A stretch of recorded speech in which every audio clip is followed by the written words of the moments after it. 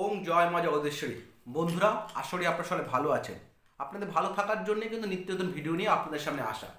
তো আজকেও নতুন একটা ভিডিও নিয়ে এসেছি। এই স্বল্প সময়ে স্বল্প একটা ছোট্ট ভিডিও, যার মধ্যে আপনার কিন্তু অনেক কিছু উপকারে আসবে। আজ এই ভিডিওটা শুরু করার আগে সর্বপ্রথমে বলবো, চ্যানেলটা অবশ্যই সাবস্ক্রাইব করে নেবেন। আর যারা ইতিমধ্যে সাবস্ক্রাইব করেছেন তারা কিন্তু বেল বাটনটা অবশ্যই প্রেস করবেন। তাই নিচে লেখা আছে HTTP ডট লেখাটা, সেখানে ক্লিক করবেন। ক্লিক করে চ্যানেলটা ওপেন হবে, চ্যানেলটা অবশ্যই সাবস্ক্রাইব করবেন। আজকে ছোট্ট একটা এপিসোডে আপনার সামনে নিয়ে এসেছি অর্থের সমাধান, মানে অর্থ ধন সমৃদ্ধি কীভাবে বাড়বে, বা যাদের অর্থ থাকছে না, অর্থ বেরিয়ে যাচ্ছে, তাদের সেটা কীভাবে ঠিক হবে। দেখুন, চিরস্থায়ী যদি বন্দোবস্ত করতে হয়, চিরস্থায়ীভাবে যদি প্রতিকার করতে হয় অর্থ সম্বন্ধে বা ধন সম্বন্ধে, তবে কিন্তু অবশ্যই কুণ্ডলী বিচার করে তন্ত্রমতে অ্যাস্ট্রোলজির মতে কিন্তু প্রতিকারটা করতে হবে। সে প্রতিকার কীভাবে হবে, একভাবে সেটা কিন্তু একভাবেই সম্ভব। নাম একটাই, তান্ত্রিক রুদ্র।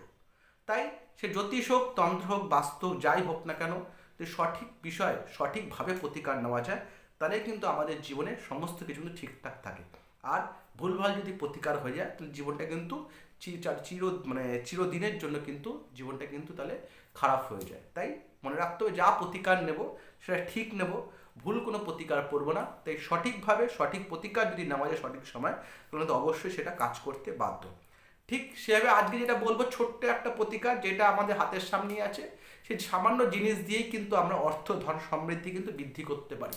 আপনারা সকলে জায়গায় সকলেই জানেন, আগামী 25 আর 26 তারিখ দোল পূর্ণিমা এবং হোলি উৎসব আছে। এই 25 আর 26 তারিখের দিনটাই মেন কাজ। কি করতে হবে? প্রথমে ধন সমৃদ্ধি অর্থ প্রাপ্তির জন্য একটা হলুদ কাপড় নিতে হবে। হলুদ কাপড়টার উপরে সামান্য হলুদ কালের আবির দিতে হবে। তার মধ্যে 3টে কড়ি রাখতে হবে, আর 1 টাকার কয়েন একটা রাখতে হবে, আর এক টুকরো হলুদ রাখতে হবে। বোঝা গেল? সোমবার দিন ঠাকুরের আসনে হলুদ কাপড়টা পাতবেন, তার উপরে সামান্য হলুদ আবির দেবেন, তার মধ্যে 3টে কড়ি দেবেন, একটা 1 টাকার কয়েন দেবেন, একটা হলুদের টুকরো দেবেন। এই প্রত্যেকটা জিনিসকে রেখে দেবেন ঠাকুরের আসনে। মনে মনে মায়ের কাছে প্রার্থনা করবেন যাতে আপনার যে আর্থিক কষ্ট সেটা দূর হয়ে যায়। এইভাবে সোমবার দিন করলেন সকালবেলায়।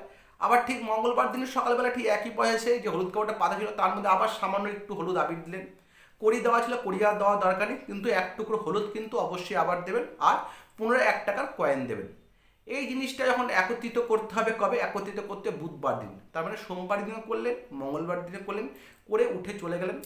করে বুধবার দিন 3টে জিনিস যে একত্রিত ছিল, মানে আবির, কড়ি, হলুদের টুকরো আর 1 টাকার কয়েন, সব কটাকে একত্রিত করে পুটলি করবেন, করে আপনার ক্যাশ বাক্সে রেখে দেবেন। এতেই কিন্তু আপনার মা লক্ষ্মীর আশীর্বাদে, নারায়ণের আশীর্বাদে, কৃষ্ণের আশীর্বাদে কিন্তু আপনার জীবনে কিন্তু অর্থের সমাগম হতে বাধ্য। বোঝা গেল বন্ধুরা? এই সামান্য ছোট্ট ভিডিওতে আমি আপনাকে সুন্দরভাবে বললাম কীভাবে আপনার অর্থ ধন সমৃদ্ধি আপনার ক্যাশ বাক্স ভরে থাকবে। ক্যাশ বাক্স কিন্তু টান হবে না, অর্থের কোনো টান হবে না। তাই বারবার করে একটা কথাই বলবো, যদি সঠিক প্রতিকার করা যায় সঠিক সময়, তাহলে তো অবশ্যই সেটা ক্রিয়াশীল হবে। আর কীভাবে সম্ভব? নাম একটাই, তান্ত্রিক রুদ্র। তাই সকল সমস্যা থেকে মুক্তির পাওয়ার একটাই নাম, তান্ত্রিক রুদ্র। তাই অবশ্যই চ্যানেলটা সাবস্ক্রাইব করে চ্যানেলটা বেশি সংখ্যক শেয়ার করবেন, যাতে সবাই আগামী হোলি দোল পূর্ণিমা যাতে এই ক্রিয়াটা করে যাতে অর্থ ধন সমৃদ্ধি ধরে রাখতে পারে এবং অর্থ ধন সমৃদ্ধি বৃদ্ধি করতে পারে। তাই সকলের মঙ্গল হোক, সকলে ভালো থাকবেন, সকলের মঙ্গল হোক। ওম জয় মা জগদীশ্বরী।